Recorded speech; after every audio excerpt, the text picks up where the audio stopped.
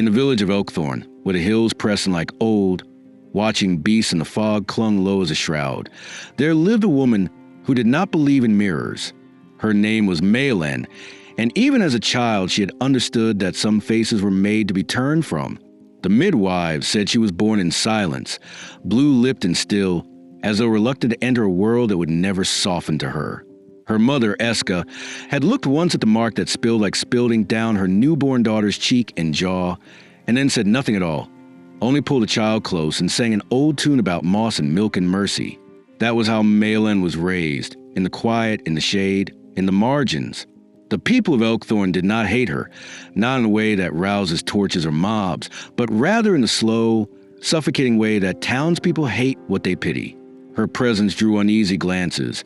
Her passage inspired mutters. They did not throw stones. They withheld warmth. Children snickered behind knotted fingers and called her mule face or shadow girl. Grown men avoided meeting her eyes, as if ugliness were something contagious, something that might root in the bones if one looked too long. The women of the village, especially the ones whose faces had once been considered fair, pitted her with a coldness that made Maylen's stomach clench. "It's a blessing," one had told her, stirring a pot of nettle soup beside her once. "No man will ruin you. That's a kind of safety, child." But Maylen had not wanted safety. Not then. Not when she still believed there might be a corner of the world in which she could be seen without fear. By the time she was 16, Maylen lived alone in the hut her mother had built on the edge of the peat bog, a place where reeds whispered and the ground trembled with damp breath. Eska had died the winter Maylen turned 11, caught in childbirth assisting another woman whose babe lived while her own lungs failed in the frost. Maylen had found her kneeling beside the hearth, eyes wide open, one hand still clutching the bloody cloth. That image stayed with her, death not as drama, but as stillness, as unfinished motion. After that, she taught herself the rest of the craft. Poultices from memory, tinctures by smell, fever barks identified with careful fingers. What she didn't know, the swamp taught her. The hut itself was made of rough stone and turf, low-slung and half-swallowed by bramble. Inside, the shelves bowed under the weight of jars filled with roots and lichens, oils and dried flowers hung like offerings. Her world was one of quiet rituals. She woke before light, gathered the dew from certain leaves, boiled water over a fire she coaxed alive with breath and patience, mixed her medicines by hand. There was no rush. The people of Elkthorne did not come often, and when they did it was with reluctance, their fear of her ugliness only outweighed by their fear of death. They came for salves when their babies burned with rash, for teas when coughs rattled in the lungs, for bitter tonics when the joints swelled like knuckles of old trees. They did not thank her. She did not ask them to. In the evenings, she would sit outside the hut, her back against a stone, and listen to frogs begin their songs in the bog, their croaks long and low like ancestral memory. The wind carried the scent of wet earth and rotting wood, but to Maylen it smelled like home. Sometimes she would read the old book her mother had left, pages brown and cracking, full of strange herbs and stranger thoughts. There were entries about dreams that guided healing, about the way grief could sit in the liver and sorrow in the skin. Maylen did not dismiss these. She knew too well how invisible wounds bloomed. Though she barely spoke to others, Maylen's mind was not empty. It moved like water beneath ice. Slow but deep, she remembered voices, noted how they changed when people lied. She remembered the way a child's forehead would feel before fever truly set in, the delicate shift from warm to warning. She read faces the way others read the weather. And because no one offered kindness, she learned to grow in the wild, to tuck it into bandages, into careful silences, into staying beside someone for the worst of their pain without needing to be asked. She had not cried in years, not since the morning after her mother died, when she had taken a knife meant for cutting herbs and held it to her own palm, not to die, but to feel something sharp and final in a world that always brews in shadows. The blood had surprised her, not its presence, but its brightness. It had glowed in the early light like something holy. She had never done it again. She had simply stitched herself back together and gone to gather yarrow. There were rumors in the village. Of course there were. That Maylen knew how to raise the dead, that she could twist a man's heart with single look, that her touch caused animals to wither. She heard them all, Some days, she almost wished they were true. At least then there would be power in her exile. But she had no magic, only knowledge, only the quiet faith that pain could be eased, if not erased. One night, as rain whispered against the thatch and her fingers stained brown from grinding fever root, she heard the howl of a dog rise sharp across the moors, followed by the thunder of hooves. It came rarely. Travelers did not seek Elkthorn, but she listened, stilling her breath. The sound faded, then rose again, this time closer. When she stepped outside, her cloak already damp from the mist, she saw nothing but the usual dark curve of the hill. Still, something shifted in her chest, a weight she could not name, as if the world had turned a degree toward change, as if something had begun. In Elkthorn, time did not move forward so much as spiral inward. The seasons turned, yes, and the children grew taller, but everything remained cloaked in the same quiet distrust, the same whispered judgment. For Maylen, the days melted together into the careful hum of labor and solitude, one bleeding into the next like dusk into night. She had stopped hoping for interruption. She had stopped expecting anything but the ache of waiting for something unnamed. And yet that night, as the fog pressed against her window and the wind carried with it the scent of horse sweat and blood, Maylen felt her body lean slightly toward the unknown, not in hope, not in fear, but with the deep, bone-deep understanding that something had finally found its way toward her door. And come morning, it would not be a bird at her sill or a child at her threshold. It would be a prince, burning alive inside his skin, his breath ragged, his life hanging by threads woven not by kings or knights or priests, but by the only woman they dared not look at. The storm that arrived that night was not born of thunder, but a breath of blood, of things coming undone. Rain whispered against the bracken as it always did, steady and slow, soaking the moss-heavy ground until the earth grew soft and yielding. But beneath the rhythm of it came the strange sound of hooves, shuddering and urgent, rising like a distant pulse through the forested hills that surrounded Elkthorn. It was a sound that did not belong to the stillness of a place that had not known a visitor in months. It startled the crows from the trees and sent the wolves deeper into the hollows. In the village square, a guard with a gash across his brow and a torn cloak barely clinging to his shoulders half fell from his mount, crying out for help as his horse staggered under the weight of the rider slumped across its back. No one moved at first. The rain masked the blood. The villagers squinted through the gray, muttering prayers or curses or both. Then a boy, no more than 10, crept forward, emboldened not by courage but by ignorance of consequence, and pulled back the silk cloak that covered the fallen man. What he saw made him scream, not in fear but in awe. Beneath the mud, sweat, and fevered pallor lay the unmistakable crest of the royal house of Drenver stitched into the prince's tunic, the golden hawk still glinting faintly beneath the grime. The boy's voice cracked as he shouted, "It's him! It's the prince!" And then the crowd stirred. He was limp, the prince, barely breathing. His skin burned with the raw, glassy sheen of man deep in a hold of fever, his lips cracked and bleeding at the corners. His eyes fluttered open briefly, revealing whites rimmed with yellow, before slipping shut again. His body convulsed once, a violent shudder that caused the guard beside him to cry out, "He's dying!" That was enough to break the stillness. The priest ran forward, beads swinging at his belt, but stopped short of touching the prince. His face tightened as he stepped back, mumbling, "Swamp fever. May the gods take him gently." The apothecary emerged from behind his bolted door, only to shake his head. "No use," he said too quickly. "Nothing I have can stop this. Not once it sets in deep." The crowd began to murmur, each person shifting the burden of action onto the next, until someone, a woman with an infant on her hip, murmured a name like a warning or perhaps a curse. Maylen. It passed through the crowd like wind through barley. Maylen, mule face, the bog witch, the strange girl with stranger hands, the one who lived at the edge of the world and didn't flinch at rot or blood or the moan of the dying. Eyes turned, feet shifted. No one wanted to fetch her. No one wanted to be the one to knock at her door and ask for mercy. But they also didn't want the prince to die. Not here, not in their quiet village, not on their muddy road, for fear of what vengeance might come after. And so the priest sent the same boy who'd uncovered the crest, thinking perhaps the child's innocence might spare them all. By the time Malin arrived, led silently through the mist by the boy with wide eyes and mud-caked boots, the prince had been carried into the old birthing barn near the chapel, a space the villagers used only when death was close enough to touch. The barn smelled of hay long rotted, of damp wood, of the memory of blood.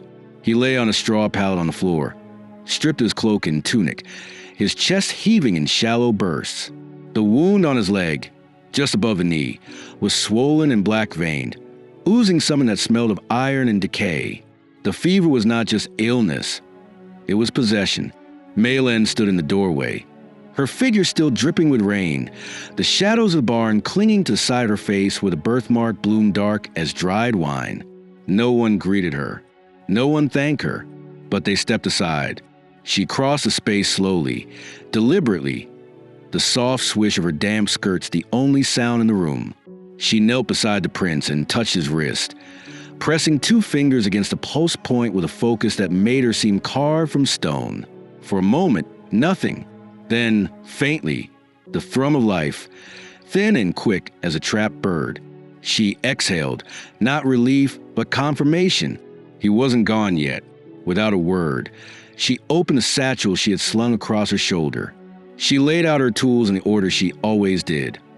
Iron scissors, needle and gut string, jars of salves thick as pitch, cloth soaked in vinegar, and a tiny wooden box of dried fever root that her mother had kept hidden in a hollow under the hearth. The air in the barn shifted. The villagers watched her move with a fluid, practiced stillness that made them feel both reassured and unsettled. She ignored their stares. She no longer cared who watched or whispered. She worked through the night. She cleaned the wound, ignoring the way the pus burned her skin. She lanced it, drawing out the infection with slow, relentless pressure. She brewed tea from crushed bark and elderflower, forced it down his throat between his groans. She soaked cloths and laid them across his brow, his neck, under his arms. When the shivers came, she wrapped him in layers of wool and lay beside him to share her heat. When he convulsed, she held his shoulders down with all the strength in her wiry frame. She whispered the old songs, not prayers, but the healing chants her mother used to murmur when blood ran fast and hope ran thin. Outside, the rain did not let up. The night thickened like sap, slow and dark and endless.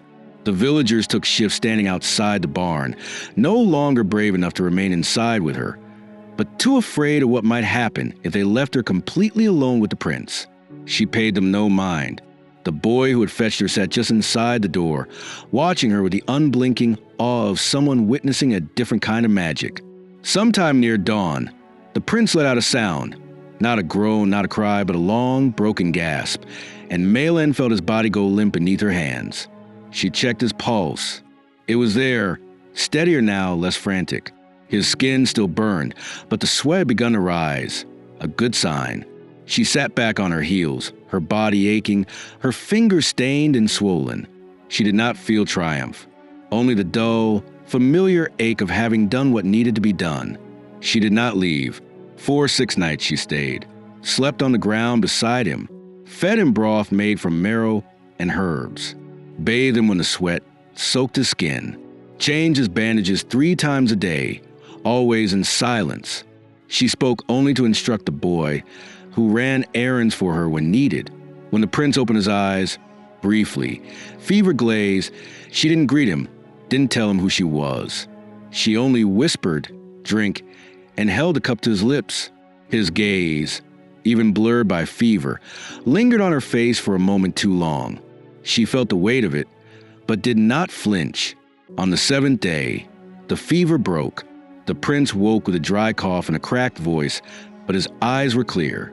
He turned his head slowly, as though every bone had grown cautious, and saw her sitting beside the small fire she had kept lit through all the nights, grinding something into powder. She did not turn to look at him, but she felt his gaze as surely as she felt the warmth of the flame. The first thing he said was not a question. It was a name. "You stayed." And Malin, without pausing her grinding, said, "You were dying." Outside, the clouds had thinned. Morning touched the trees with pale light, and the air smelled of ash and early dew. The prince, weak and blinking, reached for the edge of his blanket, as if anchoring himself to something real, something living. He did not know where he was, or who she truly was, but already his world had tilted in a way he could not name, and though his body still ached with the remnants of sickness, he found he did not want to leave just yet. The first time he opened his eyes with clarity, it was not light that greeted him, but the flicker of a flame in the shape of a woman bent low over a pestle. The room smelled of smoke and crushed thyme, of sweat soaked deep into straw, and of something else, something bitter and dark, like boiled bark or bone. He could not remember where he was, not fully, nor how he had arrived in this dim, earthen place.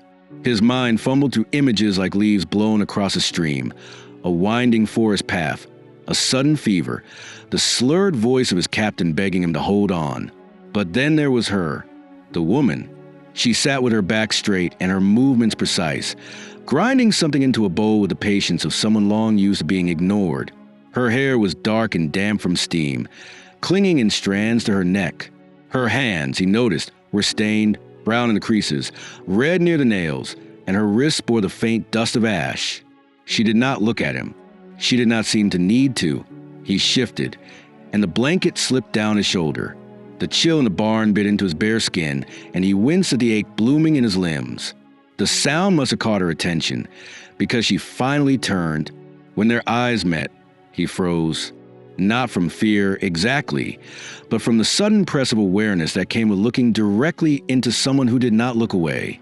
Her face was unlike any he had seen before, not in its ugliness, as the court might have called it, but in the way it demanded to be reckoned with. A birthmark dark as dried wine ran from the corner of her left eye down to her jaw, its edges jagged like coastlines. Her cheekbones jutted high, and her mouth was wide, unpainted and steady, but it was her eyes that held him. They were the color of the bog water at dusk, deep muddied and impossibly still.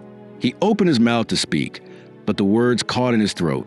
She crossed the room before he could find them, knelt at his side, and placed a hand gently against his neck. Her fingers were cool. She turned his face slightly and examined his eyes, then pressed the back of her hand to his forehead. Her touch was neither rough nor kind. It was necessary. "You're alive," she said. Her voice was low, almost hoarse, as if she hadn't used it much in days. He thought of fire when she spoke, controlled, small, but hot enough to sear. He swallowed. "I remember nothing." "That's good," she replied without expression. "What's left of that journey isn't worth remembering." "Where?" "Elkthorn," she said, cutting off the question. "The edge of the northern marshes. You were brought in 7 nights ago, dying. They left you in the birthing barn. I was called." He studied her. She did not say they begged or they pleaded. She said called, like someone summoned a ghost or a tool.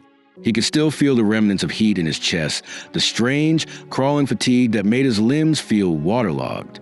He looked down at his leg, now wrapped in clean linen, and the faint sting of healing cuts brought a faint clarity. "You saved me."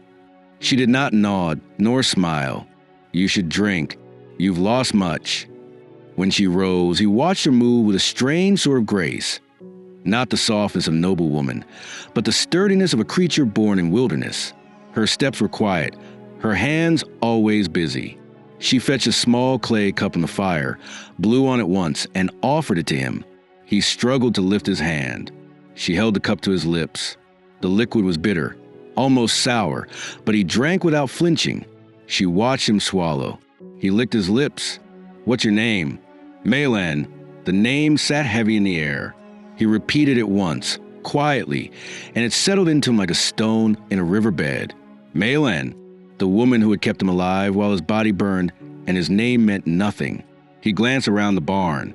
There were no guards, no attendants, no signs of rank or title. Only her and the dull golden light of a new morning spilling through a crack in the roof. "How long have I been here?" "Too long for your court's liking," she answered, moving to the fire again. "They sent riders, but you were in no state to be moved. If they tried to carry you, you'd have died. You kept them from taking me?" I told them the truth. They didn't like it. He was silent. Something inside him tightened. Not fear, not quite gratitude, but a deep, raw confusion. In court, his life had always been shielded, curated, surrounded by protocol and pretense. Even when he hunted in the woods, there were always men nearby, ready to leap at a fallen branch or draw a blade at a fox's snarl. Yet this woman had sat with him alone, day after day, unflinching in the presence of rot and ruin, and she had not spoken of loyalty or reward. "I owe you," he said, the words uncomfortable in his mouth. "You owe no one," she said. "You lived. That's enough." He watched her for a long time. In her face, there was no hunger for flattery, no grasping need to be noticed. She moved as though she had known long ago that she would never be beloved, and had built a life within that truth. Still, something in her movements, precise, careful, measured, spoke of someone who still wished, even if only in the quietest part of her soul, to be understood. He wanted to ask what it had cost her to stay with him through nights of vomiting and convulsions. He wanted to ask if she had feared he would die in her arms and that the world would blame her, but he said nothing. Instead, he lay back against a straw and let the silence stretch. That day passed slowly. The pain in his leg lessened, and he ate the broth she made, thick with marrow and strange bitter greens. He slept often, and each time he woke, she was near, either seated against a far wall, mending cloth, or outside gathering herbs, her silhouette visible through the cracked wooden slats of the barn.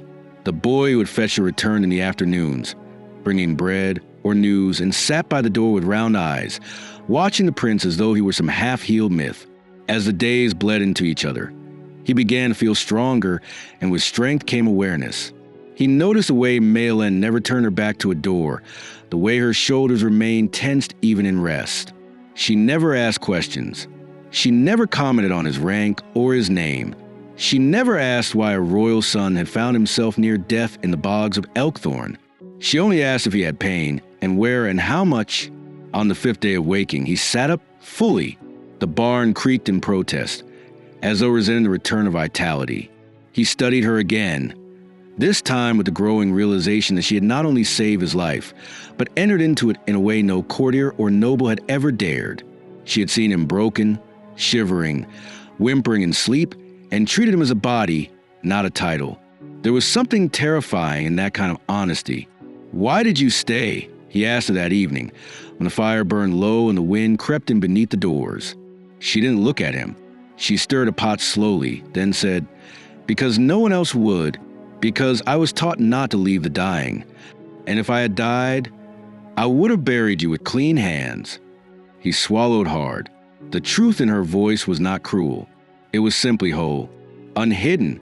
He stared into the fire for a long time, the shadows shifting on the walls like ghosts not quite ready to be named. When she rose and crossed the room to tend the bandage on his leg, her hands worked in silence. And yet, something passed between them. Not warmth, not yet, but a stillness that was almost its own kind of kinship, a moment shared without the burden of masks. The fever had passed, but something else had taken root in its place. Something quieter, more persistent, and far more difficult to name. The season turned quietly around them, as if the world itself were cautious not to disturb the fragile space that had formed within the birthing barn. Mornings came with low mist coiling through the trees, and the sun, when it appeared, hung like a shy coin in the sky, offering warmth only in suggestion. Inside, the days unfolded with rhythm. Maylen woke early, restoked the fire, changed the prince's dressings, and brewed her bitter teas. He no longer flinched at the taste. He no longer needed coaxing to drink. His body had begun the long, slow work of mending, but there remained a hollowness in him, a kind of internal unraveling that healing herbs could not stitch. Yet he watched her, and she let him. He learned the shapes of her silences, the weight of her presence. She never asked about the court, never inquired after his lineage or his future. In her world, there was only the now, wounds that needed tending, broths to be simmered, roots to be gathered before frost returned.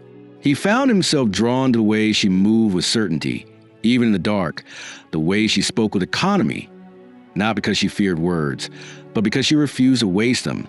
There was a stillness in her, not born of passivity, but of rootedness. She seemed to belong entirely to the land around her. The bog and the herbs and the silence had claimed her, and she had allowed it. One morning, as he sat propped against the barn wall, his leg finally steady enough to bear its own weight for short stretches, Maylan entered with her arms full of damp leaves and bundles of twine. She was dripping with the fine sweat of work. Her sleeves rolled to her elbows, streaks of dirt on her forearms and a cut on the back of her hand. He watched her from beneath the thin wool blanket she had mended for him by hand, and something shifted in his chest. Something neither lust nor gratitude. It was recognition. She was not beautiful. That was the word the world withheld from her. But she was real, undeniably, unflinchingly real. He spoke her name, and she glanced over, brow lifted. "I'd like to walk today." She studied him, not with softness, but with the same critical gaze she gave to a bruised root or a festering wound. "You'll tire before the second fence." "Let me tire." She said nothing, but after boiling a pot of water and stringing the herbs to dry, she helped him up with firm hands. His weight leaned heavy on her shoulder, but she did not stagger. They stepped into the morning together. The barn door creaked open, and the scent of pine and mud and the faint sweetness of rotting apples greeted them. The village was still asleep or pretending to be. The path before them was quiet. They walked slowly, his steps uncertain but improving, and she said nothing unless she needed to. She pointed out wild mint growing along the ditch, a cluster of poisonous berries children sometimes mistook for sweets, and the place where a fox had torn through her traps. He listened, not for the lessons but for the cadence of her voice, its low register curling like wood smoke. But the silence of Elkthorn did not last. 3 days later, the quiet was broken by the thunder of hooves and the gleam of polished steel. A procession arrived, not a full retinue, but enough to be seen, enough to make clear that someone had remembered the prince and decided his time in obscurity had expired. They came with banners and letters, with silk-wrapped cloaks and trimmed beards, their boots too clean for the village roads. The prince, Terran, as Maylan now knew him, watched them dismount with a strange attachment, as though they were part of a past he had not yet decided whether to reclaim. Maylan stood at the edge of the barn's shadow, hands folded, watching with the wariness of a creature long used to being hunted. The moment they saw her, the air shifted. A few of the nobles muttered under their breath. One, younger than the rest and dressed in colors too bright for the mud-streaked world around them, curled his lip. "Is that the healer?" He asked no one in particular. "She looks like she climbed from a marsh." "I heard she lives with frogs." "She's the one who touched him." "Disgusting." Their laughter was low, intimate, like knives passed hand to hand. Maylan turned not from shame, but because their voices did not interest her. She had heard them before, in different mouths, under different skies. It was always the same tune. The steward among them stepped forward, bowing stiffly. "Your Highness," he said to Terran, "your father sends word. You are to return at once. Arrangements have begun for the royal betrothal. The House of Brevane awaits your confirmation." Terran blinked slowly. His leg was still not strong. He leaned on a cane Maylan had carved for him, the wood polished from use. "I'm not ready to ride," he said. The steward hesitated. "Forgive me, Highness, but that is not within your discretion. Your absence has inconvenienced many.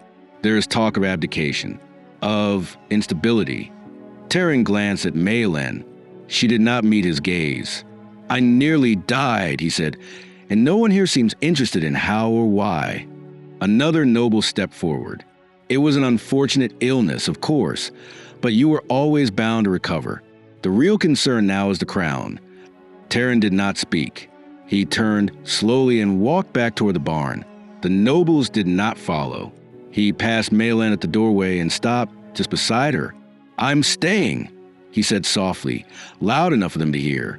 "For now." That night, they didn't speak. He sat by the fire with his hands in his lap, and she continued grinding herbs as though nothing had changed. But the air was taut. Something had cracked between what had been and what was becoming. The nobles didn't leave. They took rooms in the village, displacing families with money and promises. Soon the road to the barn was no longer quiet. There were whispers again, louder this time. Rumors rippled through Elkthorn like oil on water, that the prince was bewitched, that the healer had laid hands on his heart, that her potions had poisoned his judgment.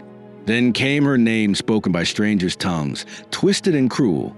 She heard it through the open barn doors, saw in the way village women began to avert their eyes again. The quiet pity had returned, now tinged with fear. A royal scandal, they muttered, and who but her would think to claim such a thing? One afternoon, when the sun hung low behind gray clouds, Maylen carried a basket of dried roots into the barn and found 3 noble women standing near the prince's cot. They had arrived unannounced, flanked by a servant holding a tray of sugar plums and a bottle of rose water. Taryn stood, clearly uncomfortable, nodding at their words but not meeting their eyes. The tallest woman turned to Maylen as she entered. She was pale, impossibly slender, with gold hair braided like a coronet. Her lips curled. "Oh," she said, voice like dripping honey. "This must be the infamous healer." Maylen set the basket down without responding. The woman stepped closer, her perfume sharp and flowery. "We've heard such interesting things about you, that you brought our dear prince back from the edge of death. A miracle, truly, though I must say, I didn't know miracles wore such rustic faces." Maylen stared at her, unmoved. "I've seen death. It never asked for beauty." The woman's smile faltered. She turned to the others. "How poetic." Taryn cleared his throat. "You should go." The woman raised a brow. "But we've just arrived." He stepped forward. "Then leave slowly." They did, but the echo of their laughter clung to the walls long after they were gone. That night, Maylen did not sleep. She sat by the fire, eyes on the door, as if expecting someone to come through it that could not be turned back. By morning, she had packed her satchel. Taryn woke to find her gone. No note, no farewell, only the fire banked low in the memory of her last glance. Empty of rage, full of a silence that could drown a man if he let it. He stood in the doorway and looked out across the marshland. Mist hovered over the water. Somewhere in the distance, the frogs had gone quiet. The path back to her hut was longer than it had ever been, though the distance had not changed. Maylen moved through the trees without hurry, her satchel thumping against her hip, the weight of its contents familiar. Mortar, herbs, linen strips, a knife worn from years of sharpening. The bog welcomed her return with a silence that felt different now, not soothing, but watchful. The frogs did not sing. The air, heavy with coming rain, carried the scent of ash, sharp and unnatural. She quickened her pace. The first thing she saw was the blackened tree near the edge of her clearing, its bark split open like a wound. The smoke was long gone, but its memory lingered in the grass, in the charred bones of the roof, in the jagged teeth of stone that were once the walls of her home. What had not burned had been broken. Her jars, smashed, their contents scattered like bones from an unburied corpse. Her cot, splintered, the woven mat her mother made, soaked and rotted in the mud.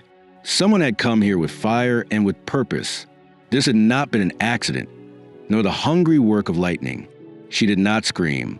She did not fall to her knees. She walked slowly into the ruin, stepping over what remained of the threshold, and knelt to touch the earth where the hearth used to be. The stones were still warm from old embers. She pressed her palm flat against them, as if they might whisper the names of those who had done this. But the stones said nothing. Maylen closed her eyes. What could be salvaged had already begun to grow damp. She searched anyway, her hands moving through the debris with a quiet that bordered on reverence. She found her mother's iron tongs beneath a slab of scorched wood, and her fire striker buried in ash. Her knife was gone. Everything else, the herbs, the roots, the pages of her mother's journal, was lost. She stayed until dusk, until the sky dimmed into that strange half-light where nothing cast a shadow, and then she stood. The village had spoken. They had tolerated her when she was nothing, when she was hidden in the corner of their world, useful but unclaimed.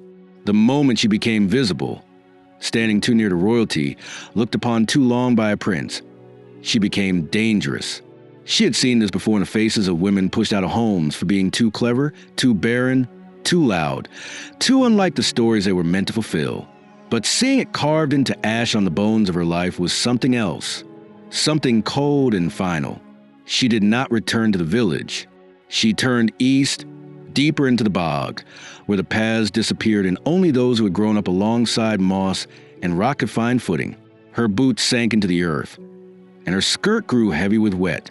The frogs began to sing again, low and rhythmic, as if recognizing her once more. She found a patch of dry ground beside a stand of birch trees and sat, laying her satchel beside her. There, she would stay, at least for the night. In the coming days, she built a lean-to from saplings and woven rushes, bound with cords stripped from roots and bark. It would not withstand winter, but it would keep out the rain. She dug a small pit for her fire and lined it with stones she gathered one by one, her palms blistering. There was no comfort in the work, only necessity. But necessity, she had learned, could be its own kind of balm. Food came from habit. She knew where to find cattail roots and mushrooms that wouldn't kill. She snared a rabbit on the third day and gave thanks before skinning it. Her hands remembered every task. It was her mind that resisted. In the quiet moments, when the fire flickered low, or when the rain beat down on the tarp stretched above her head, she saw his face. Terran, the prince who had whispered her name like a secret, who had looked at her without pity, who had let her leave without asking her to stay. She had not expected him to follow her. She had not wanted it. But the absence of him sat in her ribs like a hand pressing inward, quiet and constant. She did not miss the village, only the child who had fetched her with wide eyes and the shape of routine. She missed the barn, not for what it was, but for what it had become, a place where she had been more than what others saw. She tried not to remember the way he had looked at her on the last night, when his voice had faltered and his eyes had searched hers for something she had not known how to give. The nobles had reminded him of the world he was born into, and Maylan, for all her quiet strength, could not be part of that world. She had believed for a moment too long that maybe something new could grow in the space between them, but the fire in her home had burned that illusion away. Weeks passed. She grew leaner, her hands harder, her silence deepened into something below loneliness. She walked the bog's edge in the early mornings, collecting herbs that grew low to the ground and catching glimpses of deer between the trees. The quiet became a companion, its weight familiar. She forgot the sound of laughter. She spoke only when she needed to remember the sound of her own voice. Then one evening, as the fog rolled thick and low over the water, she heard footsteps that did not belong to any animal. She crouched low, heart hammering. Few dared this deep into the bog. Most were turned around or swallowed by it. The sound drew closer, not hurried, not careless. A single figure emerged through the reeds, cloaked in wet wool, face hidden beneath a hood. Malin's breath caught. Her knife was gone, stolen or burned, but her hands reached instinctively for a stone. The figure stopped just before the fire pit, still unlit for the night. Slowly, the hood was pulled back. It was him, mud on his boots, a tear at the hem of his cloak, eyes darker than she remembered, not from sickness, but from knowing. She did not rise. She did not move. He knelt. The sound of his knees in the wet grass was quieter than the thunder of the procession that had come to claim him. He did not speak. He reached into his satchel and pulled out something wrapped in cloth. He unwrapped it gently, as one might reveal a fragile relic. Her knife, blackened at the hilt, the edge rehoned. "I found it in the ashes," he said. "I didn't know what else to bring." Maylan stared at the blade, then at him. The bog breathed around them. Her voice was hoarse when it came. "You shouldn't be here." He nodded. "I know. You left them. I had nothing to return to." She looked away. The wind stirred the tarp above her lean-to, and the fire pit between them remained cold.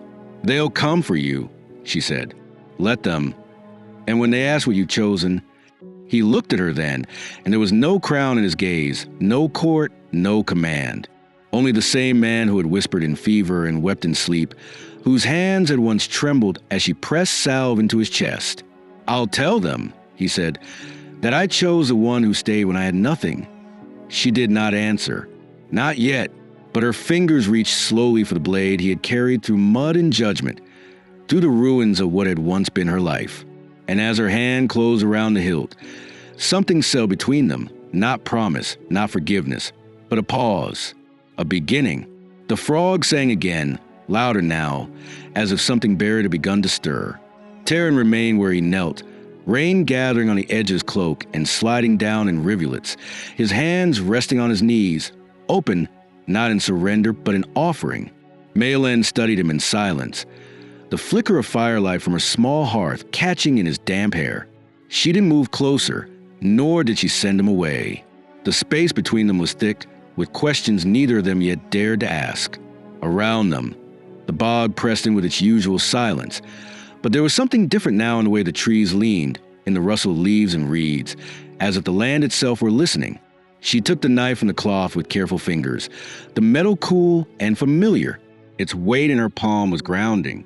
It had once been her only defense, her mother's before hers, and now it returned to her hands not through the mercy of villagers or the randomness of time, but through the deliberate act of a prince who had chosen to kneel in the mud before her.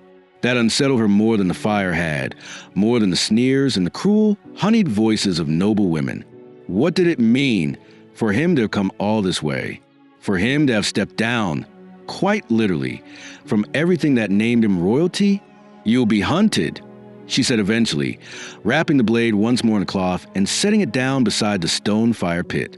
"I already am," he answered, standing slowly, his legs stiff from the long journey. "By men who think I've lost my mind. By fathers who have daughters waiting in halls I never want to see again." She did not ask why he had come. She already knew. What she did not understand was what he expected her to do with that knowledge. She was no queen, no consort. Her shelter was a stitched tarp over birch poles, her table the damp earth beneath her, her throne a hollowed stump where she dried roots. She had no crown to offer him, no legacy to build. Only a patch of dry ground, the bitterness of wild herbs, and a kind of love that grew quietly, painfully, in the corner of her chest, fed not by declarations but by memory. "Why here?" she asked, more to the bog than to him. "You could have gone anywhere." He stepped closer, slow and deliberate, until firelight brushed his face. "Because this is the only place I didn't feel like a symbol, or a shadow of what they wanted me to be." She looked at him then, not at the fever-wrecked boy she had saved, not the awkward, recovering man who had lingered too long in her barn, but the one who had chosen to come barefoot into her ruin, not to save her, but to be with her in it. His face was leaner than before. There were new lines at the corners of his mouth, but there was a steadiness in his eyes, not just a resolve, but of quiet grief that had found its shape. She nodded once and turned toward the lean-to. "If you're staying, you'll need to work.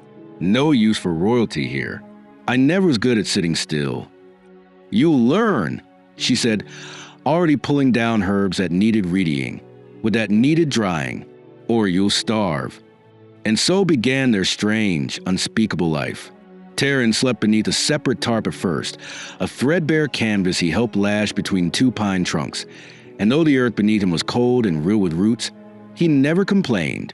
In the mornings, Maylen watched him try to build a fire from damp wood, cursing under his breath as smoke stung his eyes, and eventually she showed him how to choose birch bark and where to find the driest kindling.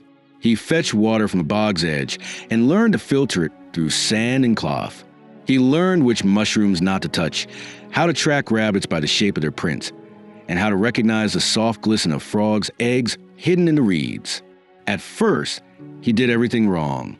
He cut roots at the wrong angle, left footprints in soft beds of moss, forgot to tie bundles tightly enough, and lost half of what he gathered. But Maylan did not scold.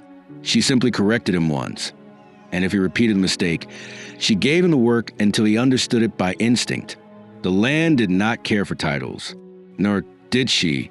Their conversations were rare, often wordless, but the silence between them shifted. It was no longer avoidance or discomfort. It was something that filled rather than hollowed. They spoke through glances, the passing of tools, the slight turn of the shoulder toward or away from warmth. On the 12th night, when the rain broke and the stars bled to the mist in pale threads, they sat beside the fire sharing the rabbit he had finally snared on his own. He passed her the meat, still clumsily cooked but no longer charred, and said, "I never imagined this would be a kind of peace." Maylen chewed in silence, then wiped her fingers on a cloth and replied, "That's because most people mistake stillness for absence." He looked at her across the fire, and his voice dropped. "And what do you mistake me for?" Her eyes met his then, unflinching. "I don't." That was enough. That night, he did not retreat to his own tent. He slept curled near the fire, and in the morning, when she found him shivering, she threw a fur and didn't speak of it. After that, they often worked side by side. He became her second pair of hands, her legs when hers grew tired, her voice when she had none left. When villagers dared to return, those who had heard whispers of a healing queen in the marshes, they came hesitantly, not with demands but offerings, a sack of flour, a jar of honey, a hand-carved bowl. They did not speak his name. To them, he was no longer the prince. He was simply the man who followed her. Together, they saved a child choking on nightthorn berries. Together, they set the bones of a woman who had fallen from a tree gathering firewood. When illness swept the village in early winter, Maylan sent Taryn with poultices, trusting him to deliver them without arrogance or error. He never failed. Each night, he returned, face smudged with soot, hands calloused, eyes clearer than they'd ever been at court. They did not speak of love. It had no name in that place. It existed in the way he warmed her water before she bathed her bruised feet, in the way she pulled thorns from his palms without complaint, in the way he waited beside her as she buried a fox caught too long in a trap. It lived in the small things, feral and true, never needing ceremony or vow. But the world beyond the bog had not forgotten him. It began with rumors. Riders seen in the nearby wood, gold traded for information, letters intercepted. Then came the soft whisper at the edge of the marsh one evening, when Taryn returned with blood on his sleeve, not his, but from a man who had tried to follow him. "They know," he said, standing at the fire, breathing hard. "They're coming." Maylan didn't ask who. She didn't ask how. She only looked up at him, her hands still stained from the roots she had been preparing. Her gaze was not afraid, only resigned. The bog did not protect. It only hid for a while. He dropped his pack at her feet. "We have to decide." She stood slowly, brushed the dirt from her skirt, and stepped past him into the dark. The frogs were silent again. The air held its breath. Behind them, the fire snapped once and then went still. They did not run. That was the first decision. Taryn stood with his hands clenched, his breath clouding in the cold night air, and waited for Maylan to speak. But she did not panic, did not pack hurriedly or begin dismantling what little they had built. Instead, she moved to the edge of the clearing and crouched by the fire, which had dulled to a low bed of embers. With the back of her hand, she stirred it gently, coaxing it back to life with a few dry leaves and a pinch of pine resin. Her face was unreadable. Not calm, not cold, only focused, as if everything else could wait until the fire burned strong again. Taryn watched her, the way her jaw tightened, the flick of her fingers to the kindling. Her silence said more than fear ever could. "They won't wait," he said finally. "If they know I'm here, they'll come with blades and laws and letters signed in gold." "I know," she replied. Then, rising slowly, she looked at him as though taking stock not of his words, but of what remained of him beneath them. "So let them come.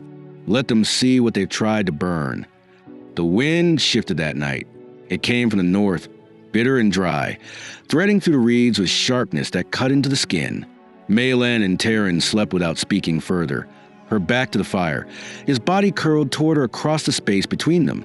Neither touched the other, but neither turned away. In the morning, frost had curled at the edges of the lean-to, and the breath from the two of them lingered visibly in the pale light. They moved without discussion. She prepared 2 satchels, one with herbs and salves, one with dried meat and flatbread. He cleaned the knives, checked the traps, secured their small stores. They said nothing of goodbye, only of readiness. The first messenger arrived at dusk. Not a soldier, not a royal envoy. Just a young man in dark green traveling clothes, his boots caked in mud, his eyes darting at every sound. He emerged from the shadows like a figure conjured by the marsh itself. Taryn saw him first, standing between 2 narrow birches, hesitating as if the bog might swallow him whole. When Maylan stepped forward from the lean-to, the man bowed, not out of deference, but discomfort. "My lady," he said, directing the title toward Maylan, though he clearly did not believe it belonged there. "The prince is requested at court." There are urgent matters. A seat has been prepared. The High Council awaits him. Terran folded his arms. I'm not coming back to be seated like a dog. The messenger winced. With respect, Your Highness, there are conditions to your refusal. Political consequences. The kingdom has waited too long for certainty. The line must be secured. And what do they offer me for my certainty? Terran asked, stepping forward now, his voice low. A cage? A wife I've never seen? Another war fought with lies and silk. There are incentives, the messenger said, choosing his words carefully. Titles, territories, an oath of pardon for the healer. You could bring her, under royal protection. Malin's brow lifted slightly, but she said nothing. The words lay between them like rotting fruit. No, Terran said. The messenger looked helpless. Then I must warn you, if you don't return, another will be chosen. The Brevane Treaty is fragile. They want a union by winter. If you refuse, your cousin will be crowned, and your name struck from succession. Strike it, Terran said. Turn his back. Let them build their empire with polished lies. The messenger left without further protest. He disappeared as quietly as he'd come. Malin watched the trees long after he was gone, as if waiting for them to change shape. That night, the frogs sang again, loud, guttural, as if they too sensed the churn in the water, the unrest of roots. Malin sat by the fire, grinding feverroot into powder, and Terran sat nearby, watching the sparks drift upward like stars. When he spoke, his voice was soft. They'll keep coming. I know. They'll offer more, or threaten worse. I know, she said again, but it changes nothing. You're not theirs anymore. And what if they take me anyway? Malin met his eyes. Then they take a man, not a prince, and they'll never know what they lost. In the days that followed, more messengers arrived. Some came with civility, some with veiled threats. One brought a scroll so thick with seals that Malin used it to start a fire. Another left behind a velvet box containing a ring of silver and garnet. Intended, the note claimed, for the prince's future bride. Malin didn't touch it. Terran threw it into the river. Then came the final letter, delivered by hand. The man who bore was older, dressed in deep black, his shoulders sharp with posture and purpose. He spoke with the flat voice of someone who did not need to persuade. His eyes did not meet Malin's once. The king himself sends this, he said, placing the scroll into Terran's hands. He offers a final choice. Return to court by the next full moon. Accept the bond with Brevane. Sit the heir's chair, or you will be declared unfit, and those loyal to you will lose all protection. Terran read the scroll by firelight. His hands did not shake, but when he reached the final line, he lowered it slowly. They're threatening you, he said. Malin shrugged. They always have. This isn't gossip or fire behind my house. They'll use soldiers. I've seen worse than soldiers.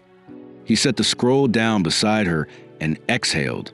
If I went back, just to speak, just to stand there once, if I named you beside me. She looked at him, truly looked, and her expression did not soften. They'd eat us alive. You know that. I'd rather be devoured standing with you than die comfortable beside a stranger. The words hung there, suspended. The fire hissed, as if protesting such raw certainty. Malin leaned forward, feeding another branch into flame. Then go, she said, but I'm coming too. He didn't answer at first, not because he doubted her, but because he hadn't imagined she'd offer. He nodded, only once. The pact was made without ceremony. No vow, no kiss, only firelight and ash. The next morning, they prepared in silence. Terran cleaned his sword, and used for months but still sharp, and Malin wrapped her salves in linen. They packed light. No one would welcome them. No courtier would bow. But they would arrive not as beggars nor as petitioners, but as something more dangerous. Two people who had already survived everything the world tried to bury. As they stood at the edge of the bog, the village barely visible in the gray, Malin paused. If they laugh, she said, don't speak. I won't. If they spit, don't flinch. I won't. If they try to make me feel small again, they won't, he said, because you are not. And so they walked, through frostbitten mornings and brittle evenings, through woods where the wolves watched from shadows, past villages where rumors buzzed like flies. Taryn offered his name for passage, but never his title. Maelyn never spoke unless needed. She did not hide her face. She did not walk behind him. And when they reached the outer wall of the royal court, its gates tall and gleaming, its guards clad in the same steel that had once surrounded his childhood, she did not stop. He gave his name to the steward with the same clarity with which he had spoken it to her months ago in the barn, naked and dying. The steward's eyes widened. You've come. With my healer, he said.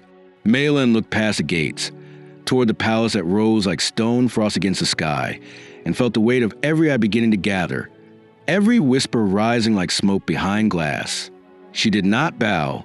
She stepped forward, and the doors opened. The palace had always been a place of silence masquerading as grandeur. Its marble halls echoed not with life, but with restraint, the kind born control of lineage polished to a cold gleam. The ceilings arched high enough to make a person forget the way of their own body, and the windows were tall slits of filtered light, as though the outside world were a stain best kept out. Maelyn walked beside Taryn, her steps steady on floors that had been polished with the labor of invisible hands. She felt the stares immediately, not just from guards or attendants, but from the walls themselves. The very stones seemed to narrow their gaze, as if offended by the soft drag of her cloak or the scrape of mud still clinging to her boots. She made no effort to hide it. She wore the bog like a second skin. Taryn didn't speak as they were escorted to the inner corridors, flanked by two royal stewards and followed by the ever-present rustle of silk and authority. He kept his chin lifted, his pace controlled, but Maelyn could sense the tension beneath his composure, the tightness in his jaw, the small flexes of his fingers, the way his eyes flicked constantly toward her, as though checking she had not vanished. The courtiers parted like oil around them, their murmurs thick with the scent of disbelief. When they entered the receiving hall, the air shifted. This was not a room for conversation. It was an arena of posture and performance. Gold dripped from every column, and banners hung in heavy folds along the walls, crimson and black, and threaded with silver. The throne sat at the far end, raised by 3 shallow steps and flanked by ceremonial guards. The king sat like a relic, tall, austere, his face carved with the lines of decades spent ruling without interruption. His crown was modest but heavy, and his expression bore no warmth. Beside him stood a woman Maelyn recognized from the painted stories Taryn had once described to her, the Queen Mother, cloaked in dark plum and pearls, her gaze as sharp as frostbite. Maelyn felt the room notice her as a single, collective inhalation. A ripple of disbelief rolled through the assembled nobles as they realized this was no noblewoman, no foreign diplomat, no silken bride-to-be. She did not curtsy. She did not lower her head. She stood beside the prince as his equal, not daring court, but refusing to disappear into it. Taryn spoke first. You summon me. The king's voice was iron wrapped in cloth. We summon our son. What arrived was something else. Maelyn felt the venom in that pause, but did not move. Taryn kept his voice calm. I come with the same blood I left with, and I bring the one who saved my life. That woman, the Queen Mother said, her voice so smooth it barely touched the air, is not of this court. She does not belong here. She belongs wherever I stand, Taryn replied, and I am still your son. She is not suitable, someone called from the court gallery. An older lord will wring the size of a coin.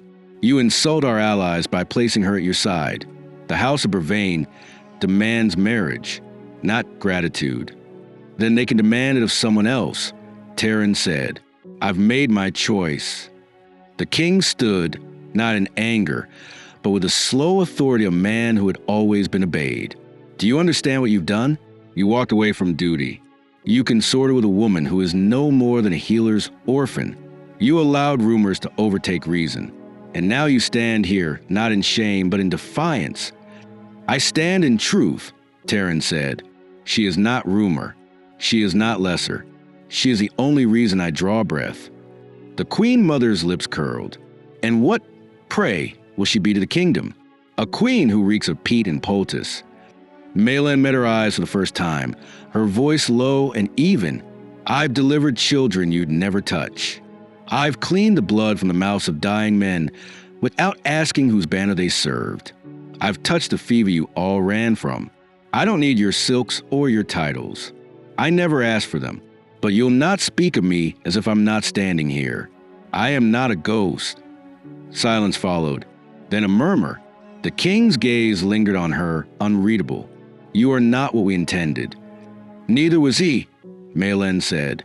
It was a wound, a precise cut. The king lowered himself back onto the throne, without further response. They were dismissed, not with ceremony but with bureaucratic coldness. Taryn was told to remain on the palace grounds until further decisions were made. Maylin was offered no quarters, not even the courtesy of a guest chamber. She declined the servant Hezin offer a room in the east wing, and instead followed Taryn to the old chapel in the garden wall, a place abandoned for decades, its roof partially collapsed and its air thick with forgotten incense. There, she laid her things on the stone floor and watched the vines curl through the broken glass. He sat beside her, staring at the dirt-caked boots he had not changed. I should have said more. You said enough. They hate you. They hated me before they knew me. That hasn't changed. He leaned his head back against the cold stone. What happens now? We wait, she said, drawing her cloak around her. They'll test us, parade alternatives, offer you choices again and again until they think you'll bend. I won't. I know. He turned to her. Will you stay? Maylin's face did not soften, but something in her voice did. I crossed that threshold with you. I don't walk backward. The next day, the court held its ceremony. Taryn was summoned to the grand hall. He arrived alone, shoulders squared, his tunic plain, a single silver brooch at his collar, a gift from Maylin carved with the shape of a birch leaf. The nobles filled the seats like vultures dressed in finery. 3 women were presented, one by one, each more luminous than the last. Daughters of counts and kings, raised to curtsy and smile and sing the right songs. They greeted him with shallow elegance, practiced kindness, flirtation shaped by politics. Maylin watched from the chapel garden, her hands curled in her lap, her heartbeat steady. She knew what the court was trying to do. It wasn't subtle. It wasn't even clever. Each woman failed, not because they were unworthy, but because Taryn looked at none of them. He offered them kindness, but not warmth. He answered their questions, but did not ask his own. When the third had left the dais, the hall went still. The king stood once more. You are the heir, he said. We will not force your hand, but the kingdom expects a bride. Choose one, or choose none. But if you walk away, do not return. Taryn turned to face them all. Then I will choose. A breath caught in the room. I choose the woman who stood beside me when you all turned your backs. The one who dragged me from death without asking for anything. The one who speaks only when truth is needed and works while others watch. I choose Maylin, daughter of no noble house, keeper of no lands, bearer of no finery. I choose the one who saved me. A wave of stunned voices rose. Some angry, some confused, some dismissive. A few laughed. One noble stood and shouted, "She's too ugly to wed." And Taryn replied without flinching, "Then I'll have no bride at all." The king did not speak. The queen mother turned her face away. But Maylin, from the shadow of the broken chapel, knew what would come next, and she did not lower her gaze. She stood, for the first time in that place, entirely unhidden. The wedding was not announced. There were no royal proclamations, no parades of flower-strewn roads, no gilded trumpeters heralding the union as triumph or tradition. It passed through the court like a low and bitter wind, half whispered, half denied. A prince marrying a woman of no name, no lineage, no dowry, whose face did not fit the stories carved in the stained glass or sung by minstrels before banquets. It was unthinkable to most, but Taryn refused to delay. He had given the court his answer, and the kingdom could do what it would with the silence that followed. He did not ask permission again, and Maylin did not wait to be accepted. They were married in the chapel on the northern cliffs, a small stone building left of the birds and the sea. too remote for ceremony, too cold for politics. It had once belonged to a monk who healed travelers, or so the villagers nearby said, and now it stood hollow but still intact, filled with salt light and the echo of waves pounding the rocks below. They arrived at dawn, just before the sun crested the eastern ridges. The priest who met them was old and bent, his voice low from years of speaking only when needed. He did not flinch when he saw Maylan. He simply nodded, as if recognizing something older than nobility in the curve of her spine, the steadiness of her gaze. Maylan wore no veil. She would not hide. Her dress was dark blue wool, lined at the sleeves with herbs stitched in thread by her own hand. Feverfew, thyme, a sprig of rosemary tied at her wrist. Her hair was braided loosely down her back, still damp from the salt wind. She had washed it herself in the river the day before, without ceremony. There had been no maids to dress her, no sisters to pin flowers in her hair. She had not wanted them. She walked into the chapel alone, her boots striking the worn flagstones, the cold stone bearing witness instead of rows of velvet-draped seats. Taryn stood at the altar, dressed not in the silk of his title, but in the same simple gray he had worn at her fire. His boots still bore mud from the journey, and his hands, though cleaner now, carried a memory of days spent splitting wood, cleaning wounds, and holding her steady through nights when the wind howled too close. He watched her approach without smiling, but with a look that held something deeper than joy, recognition, and something even older, devotion without possession. There were 6 witnesses. A former soldier who had once served his father, and now worked as a farrier. A woman from Elkthorne who had brought her child to Maylan during the sickness, and left with tears on her cheeks, and a child still breathing. The old priest. A kitchen girl from the court who had slipped Maylan bread in the early days, not for kindness, but because she saw herself in Maylan's solitude. And 2 guards who had come to escort Taryn a month before, but stayed after hearing his choice, not for loyalty, but because they too were tired of pretending the old way was the only one. The vows were short. The priest read from no book. He simply looked at them both and said, "You have walked through fire. If you mean to stay, then stand." And they did. Taryn took Maylan's hand. Her fingers were calloused, warm. She did not shake. She did not speak poetry. She said only, "You have known me as I am. That's all I have." He answered, "That's all I want." When the priest pronounced them bound, the wind moved through the chapel like a breath, as if the sea itself had paused to listen. There was no feast. They shared a loaf of coarse bread and dried pears brought in a cloth from Maylan's satchel. Taryn broke the bread in half and handed her the larger piece without comment. They ate in silence, seated on the edge of the cliff beyond the chapel. The sea breaking against the rocks far below, the gulls wheeling overhead.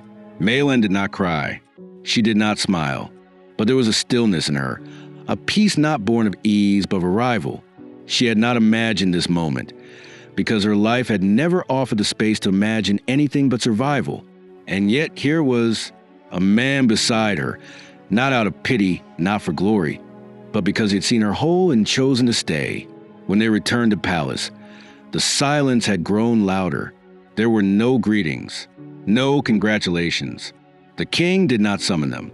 The queen mother took ill, or so the attendant said, and retired to her private wing. No invitations came, no letters.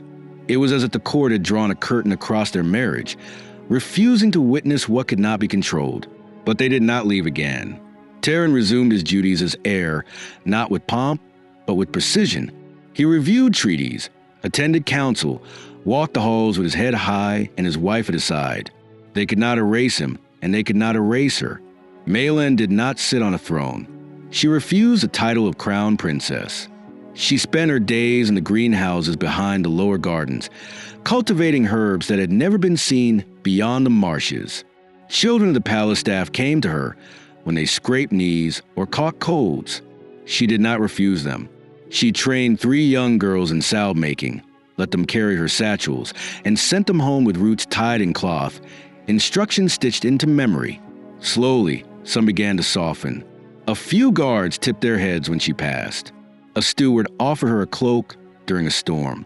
Even some of the court women, in moments unguarded, came to her not for gossip, but for tinctures for their sleeplessness or aching joints. She treated them all the same, with silence, with touch, with care that asked for nothing in return. Taryn never stopped watching her, not out of suspicion, but reverence. He knew what it meant to survive in a place that declared you unworthy. He knew the weight of constant eyes, the cruelty of beauty wielded like a weapon. At night, in their shared chamber, a room far from the throne hall, small and stone-cooled and lined with ivy, he held her like something sacred. She did not speak often in those hours, but she lay with her head on his chest and listened to his heartbeat like a rhythm she had once forgotten to believe in. They made love not like royalty, but like fugitives who had stolen time. Each time was an act of claiming, of scar and soul, not just skin. In the weeks that followed, Maylin walked the halls with increasing ease. The mockery did not cease, but it dulled. Some still called her names behind silks, but fewer. The people of the outer villages began to write letters. Requests for healing, blessings, small offerings of herbs with questions folded inside. What root for grief? One letter asked. What leaf for a heart that won't stop breaking? She answered them all, not with titles, but with care. Taryn, when he stood before the court, no longer did so alone. And though they still spoke in half-truths and snickers and clever sidelong glances, they began to realize something unspoken but undeniable. Maylin did not need their approval. She had never asked for it. She belonged because she chose to stay, not because she was invited. On the eve of the winter solstice, they walked together through the upper garden. Snow had just begun to fall, and the world felt wrapped in something new, clean, soundless, waiting. Taryn stopped and turned to her. They'll never write songs about this, he said. Maylin looked up, snow catching in her lashes. Good. They won't remember how it happened, only that it did. That's all that matters, she said, then reached for his hand. That we made it through the fire. He didn't speak. He only held her, and in that still, unrecorded moment, a kingdom began to shift, not with celebration, not with revolution, but with the quiet, irreversible gravity of a woman who refused to disappear. Years settled over the northern lands like a slow, steady snow, unhurried, relentless, shaping the contours of time with quiet inevitability. Maylin and Taryn had carved their existence not from privilege, but from a marrow of endurance, from the spaces between expectation and choice where true belonging often lives. The palace no longer held them captive in its gilded cage, though its walls still whispered in the cold nights. They had made a home instead in the margins, the greenhouses hidden behind ancient stone walls, the infirmaries where Maylin's hands coaxed breath and life into those the court had deemed broken or forgotten, and in the river valley where the wildflowers pressed stubbornly against frost and footfall alike. Maylin's face had softened over time, the fierce angles rounding with the grace of roots deepening beneath earth. The birthmark remained, as stark and unyielding as ever, but it was no longer a brand of shame. It was a map of survival, of nights spent chasing fever and death alike, of hands that refused to loosen their grip on life. Her hair, once tightly braided and controlled, now tumbled loose in waves touched by silver like the mist that wove through the bog. Her eyes, still the color of twilight waters, held a quiet light, less fire than steady flame, one that warmed rather than burned. The children of the palace staff, ragged and shy at first, now sought her out with trust, carrying scraped knees or colds like offerings, knowing they would find a balm in her touch and a gentle word that never judged. The ladies of the court, still distant but less disdainful, came with quiet requests for tinctures against sleepless nights or the weight of years pressing down on their joints. Even the nobles, those who had once whispered and spat, began to respect a healer queen not for the crown she wore, but for the lives she mended, the mercy she dispensed without question. Taryn was no longer the prince shackled by expectation. He was a man shaped by the same fire and shadow as Maylin, his hands as skilled in healing and hard labor as in governance and swordplay. Together, they moved through the world not as symbols, but as flesh and bone, their legacy not measured in heirs or trophies, but in the slow, steady turning of a kingdom towards something quieter, truer. They had no children of their own, not for lack of trying, but perhaps because their union was forged in a different kind of love, one that did not need heirs to root itself in the earth.